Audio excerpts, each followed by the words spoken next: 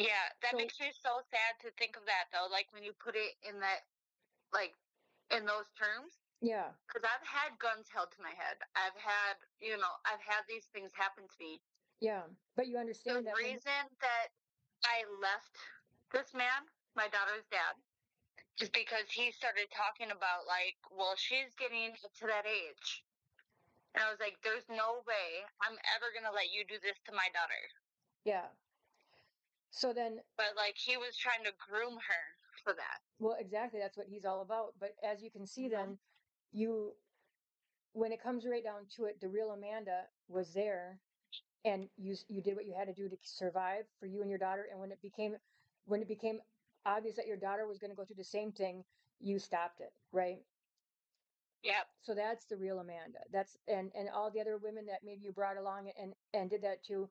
They were adults or close to it or whatever, but they weren't your. You had to protect you. And when we're all in a situation where, like I said, if I had to choose between my daughter and my grandson, my grandson would be alive. I would make sure And whatever I had to do, he would be alive, right? No matter what I had to yeah. do. And it sounds terrible and it's a scary thought to think of, but when it comes right down to it, if I had to, my grandson would live. Nobody else would, right?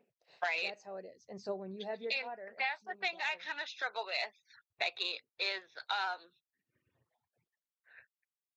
I did things that I would not normally do that I'm not proud of.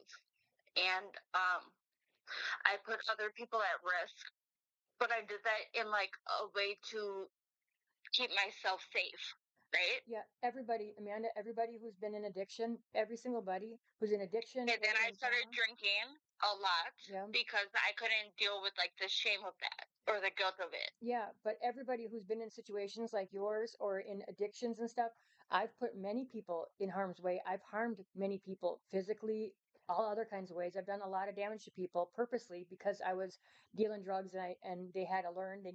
I felt they needed to learn a lesson or, I mean, I had a girl get scalped once and because she took my wallet. I mean, we've done some Mhm. terrible stuff, right? But we did it Yeah, we because do at the things. time I had to survive and I was a drug dealer, so I needed to make sure that people knew that they couldn't mess with me. Otherwise, my life would be in danger.